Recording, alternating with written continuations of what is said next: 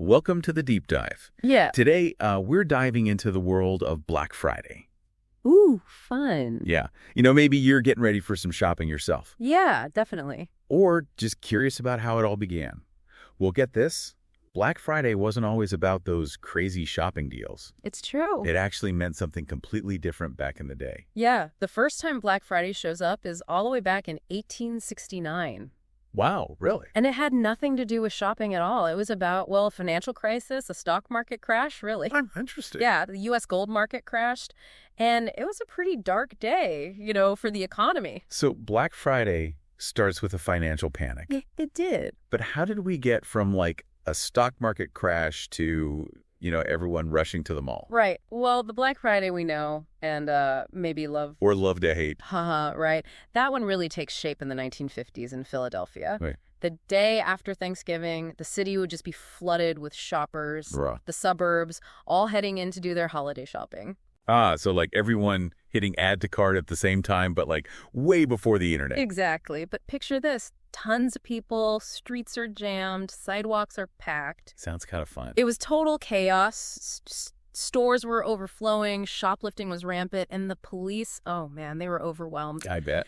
They're the ones who started calling it Black Friday. Long shifts, headaches, just trying to keep things under control. Wow. So Black Friday starts out as like a day the police dreaded. Pretty much. It's funny how it's like the biggest day for retailers now. I know, right? So how did that change happen? How did Black Friday go from like a negative thing to a positive one? Well, that's where some clever marketing comes in. It was the 1980s, and retailers saw a chance to, reclaim Black Friday. To make it their own. Exactly. They started pushing this idea of stores going from in the red, like operating at a loss, to in the black, making a profit. So they flipped the script, basically. They did. And it worked. That's kind of how Black Friday became, the shopping event. Pretty smart. It was. They understood how powerful language is, how to tap into what makes shoppers tick. And make a negative into a positive. Exactly. But, it takes more than just like fancy words to make something like Black Friday. Right. There's got to be more to it. Oh, there is. They got really good at creating that sense of urgency, the excitement. How so? Well, you got your deep discounts, limited time offers, those early bird specials. Yeah. And then there's the loss leaders. Loss leaders. What are those? So those are products they actually sell at a loss. Really? Why would they do that? To get people in the door. The idea is once you're there, you'll buy other stuff at full price. So it's like they're betting on you buying more than just the sale item. Exactly. It's a classic retail trick, and it works especially well on Black Friday. It's true. I've definitely fallen for that before. We all have. And Black Friday itself, well, it's not just one day anymore, is it? Yeah, it feels like it's like a whole week now, or even longer. You're right. It's become this week-long, sometimes even month-long thing. Deals pop up earlier and earlier. As soon as Halloween's over, practically. Practically. And of course, it's not just about the physical stores anymore either. All right, online shopping is huge now. Huge. E-commerce has really changed the game for Black Friday. And that's where, like, Amazon comes in, right? Exactly. They were a driving force with their first Black Friday sale back in 2005. Yeah, and then Cyber Monday, that's all online, too. Right. Dedicated just to online deals. So Black Friday's gone global and digital. It has. It's spreading like wildfire. Canada, the UK, Australia, India. It's everywhere. Wow. From a Philadelphia police headache to a worldwide phenomenon. I know, right? It's amazing how it's evolved. Speaking of evolution, let's rewind a bit. Okay. We know it started with, that financial panic in 1869. Right. Then shifted to those shopping crowds in Philadelphia in the 50s. Yeah. But when did retailers actually start using Black Friday the way we do now? Well, the first time we see it in like a retail context is in Philadelphia newspapers in the 1960s. Okay. But it's really the 80s with that retail boom. That makes Black Friday the biggest shopping day. So the 80s are like Black Friday's teenage years, all that energy, Yeah. maybe a little reckless. Yeah.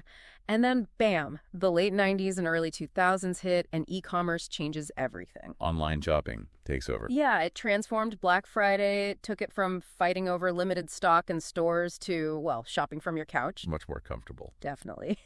This shift, though, it created new challenges for retailers, but also, huge opportunities. And they definitely capitalized on this opportunity. They did. I mean, in 2023, Black Friday brought in over $9 billion in online sales just in the U.S. $9 billion.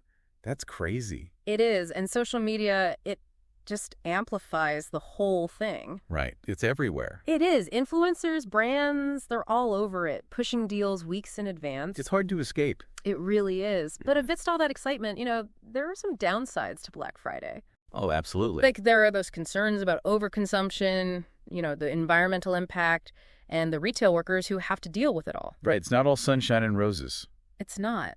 Plus, there's competition from Cyber Monday. Online shopping keeps growing. It's a complex landscape for sure. It is. Black Friday's become so much more than just shopping, It's a cultural thing, a social experience. It says something about how we view consumption. That's a great point. It makes you think about, the psychology behind it all. It really does. Mm-hmm. And we've only just scratched the surface. I know, right? After a quick break, we'll dive even deeper into the cultural impact of Black Friday and explore some thought-provoking questions about its future. Stay with us. Can't wait. Welcome back to The Deep Dive. Before the break, we were talking about how Black Friday has become this fascinating cultural phenomenon. And, it really does make you think. It does. What is it about Black Friday that captures our collective imagination? Well, I think for some people, it's that feeling of getting a great deal. The thrill of the hunt, the excitement of finally getting that thing you've wanted all year. Oh, yeah, for sure. I mean, there's a certain satisfaction in knowing you, outsmarted the system and got something for a steal. Right. It taps into our desire for value and maybe even a little bit of competition. Oh, yeah. It's almost like a game, Shoppers are strategizing, comparing prices, trying to outmaneuver each other to get the best deals. It's true. You got to have a plan. You do. And then there's the social aspect. Black Friday is a tradition for a lot of people, a chance to hang out with friends and family. Yeah, make a day of it. Exactly. You see groups planning their routes, hitting the stores together, sharing in the excitement. Yeah, it's like a bonding experience. It is. And for others, Black Friday marks the unofficial start of the holiday season. The decorations are up, the music's playing. It's festive. It is. Yeah. There's that feeling of anticipation for family gatherings and holiday cheer. Black Friday kind of signals that transition. It's interesting how something that started as a day of chaos and headaches has become something with so many layers of meaning, Yeah. Consumerism, competition, tradition, even holiday spirit. It really reflects our relationship with shopping and consumption, doesn't it? It's not just about buying stuff. More than that. It's about participating in a cultural ritual, expressing our values, even connecting with our emotions. It makes you think about the psychology behind Black Friday. How retailers have created this event that taps into so many different parts of us. Speaking of psychology, think about the marketing strategies they use, those limited time offers, countdown clocks, doorbuster deals. Oh, I totally fall for that. They're all designed to create that sense of urgency, that scarcity, pushing people to buy on impulse. It's true. When I see those countdown timers, I feel like I have to buy something. It's a powerful tactic. It plays on our fear of missing out, that desire for a good deal, maybe even a bit of herd mentality. And then there's how Black Friday is portrayed in the media and pop culture. Movies, TV shows, even memes, they all make fun of that Black Friday frenzy. Yeah, like people camping out in front of stores, pushing and shoving through crowds, fighting over the last TV. It's become this, caricature of itself, hasn't it? It has. Even if it's not always accurate, it's become part of the story we tell about Black Friday. But it does speak to the intensity of it all, how it can bring out, both the best and worst in people. It's true. There have been some pretty wild Black Friday stories over the years. Oh, yeah. Let's do that. It makes you wonder, as Black Friday keeps evolving, will it always be associated with this kind of, consumer frenzy? Yeah. Is it possible for it to become something more, mindful, more sustainable, less about just buying stuff for the sake of buying? That's a great question. I mean, we're already seeing a shift towards online shopping, which has its own environmental impact, but it does take away that need to, physically fight over stuff in stores. Right, and more people are thinking about the ethical and environmental impact of what they buy. Absolutely. There's a growing demand for sustainable products, fair trade practices, transparency from retailers. And retailers are starting to respond, right? Offering more eco-friendly options, promoting ethical sourcing. They are, so maybe Black Friday will become less about finding the absolute cheapest deal and more about making choices that, support a better future. I like that idea. Imagine a Black Friday where people prioritize quality over quantity, support local businesses, consider the long-term impact of what they buy. It'd be a big shift. It would. It'd be about moving away from impulsive buying and towards, conscious consumption. And maybe that shift is already starting. Maybe it is. We're seeing people opting out of Black Friday entirely, choosing to spend their time and money in ways that align with their values. Right. And that's powerful. It shows that consumers have a voice, that they can influence change, shape the future of retail, redefine what Black Friday means to them. So as Black Friday continues to evolve, Yep. it's facing these big questions about its impact on the environment, on workers, even on our own well-being. It is. And that tension, that's what makes it so fascinating to analyze. It's like a microcosm of our society's changing values. Yeah, on one hand, we have this desire for stuff, the thrill of a bargain. Absolutely. And on the other hand, we're realizing we need to be more responsible, more ethical in our consumption. It's complex. There are no easy answers. Right, and it'll be interesting to see how Black Friday navigates all of this, as we move further into the 21st century. Will it become more about conscious consumerism, less about just mindless spending? It's a big question. It is. Will we see more support for local businesses, more investment in durable goods, more focus on experiences rather than just possessions? Or will Black Friday remain a symbol of, our never-ending desire for more? Only time will tell. But one thing's for sure, Black Friday is a force to be reckoned with. It definitely is. And how it evolves, it's going to reflect our changing values as a society. Absolutely. And before we wrap up our deep dive into Black Friday, let's take a moment to, just reflect on how this event has impacted our lives and our culture. Okay.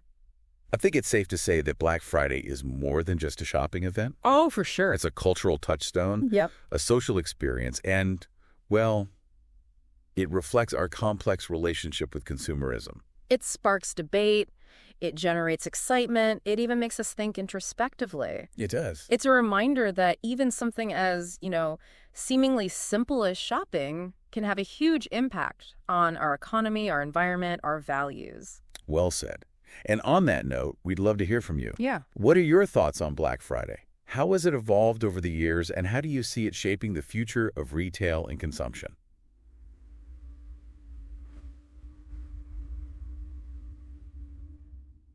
We're back for the final part of our Black Friday deep dive. We've gone through the history, the marketing tricks, how it affects culture, even the psychology behind it all. It's pretty fascinating. It is. But before we wrap things up, Yeah. I want to leave you with something to think about. We've talked about how Black Friday's changed over time, right? Right. And how it's kind of at a crossroads now. Trying to balance. Its roots in, just buying a ton of stuff with this growing awareness of sustainability and ethical consumption. Yeah, it's a tough spot. It is. So where do we go from here? What's next for Black Friday? Well, it's hard to say for sure. The world's changing so fast. It really is. But I think technology is going to keep playing a big role, shaping the whole experience. Oh, definitely. We're already seeing online shopping, mobile apps, personalized deals. That's all tech. And as technology gets even more advanced, who knows? We might be shopping in virtual reality. Well, really? Imagine browsing virtual stores, trying on clothes virtually, interacting with other shoppers, all in a virtual Black Friday marketplace. That sounds like something out of a movie. I know, right? But it makes you wonder how that'll change our shopping habits, Right. Will we be more connected to our purchases or even more detached from what it all means in the real world? It's a trickier thing to balance. It is, but technology isn't the only thing that's changing. Consumer values are shifting too. That's true. People are thinking more about the environmental impact of what they buy. Definitely. They're looking for brands that match their values. Right, sustainability, Yeah. ethical sourcing, transparency, it's all becoming more important. Absolutely. And retailers are paying attention. They're offering more eco-friendly products, working with ethical suppliers, showing how committed they are to social responsibility. So maybe Black Friday will become less about getting the cheapest thing and more about making good choices. Choices that help build a better future. Exactly. Supporting a more sustainable and equitable world. That's a great vision. Imagine a Black Friday where people think about quality over quantity, support local businesses, consider the long-term impact of what they're buying. That'd be amazing. It would be a huge shift from just buying without thinking to, conscious consumption. And maybe, just maybe, that shift's already starting to happen. I think you're right. We're seeing people choosing to skip Black Friday altogether, spending their time and money in ways that match what they believe in. And that sends a powerful message. It shows that we have the power to change things, to demand better from companies, to decide what Black Friday really means. So as we wrap up our deep dive into Black Friday, we want you to remember this. Black Friday is more than just a day for deals. It's way more than that. It reflects our culture, our values, how our relationship with buying things is changing. And its future.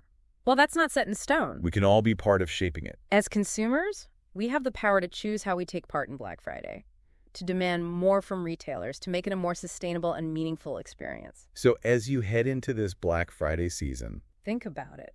Think critically, shop consciously, and make choices that match your values. Because the future of Black Friday, it's in our hands. That's it for this episode of The Deep Dive. Thanks for joining us. We hope you learned something new, got some new perspectives, maybe even had a few aha moments along the way. Until next time, happy shopping and happy holidays.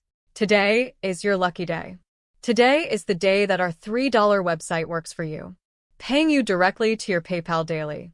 Imagine $3 ongoing continuous payments to your PayPal account. Imagine falling asleep and waking up to $300 in your PayPal account. How would this make you feel? How could this help you? What bills could you pay? What kind of fun could you have? What does that retirement look like now? All for a one-time payment of $3. This website is DFY done for you, fully built and completely hosted, and never stops collecting payments for you.